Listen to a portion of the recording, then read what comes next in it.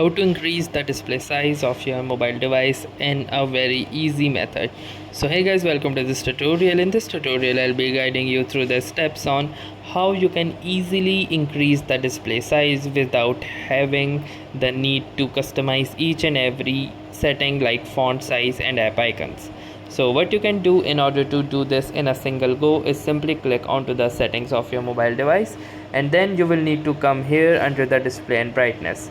So if your setting looks like this, you will have a setting that will state something like display or brightness. So simply click onto your display settings, and under the display settings you will be landed into this particular page. Now in this particular page, simply scroll down until you find display size.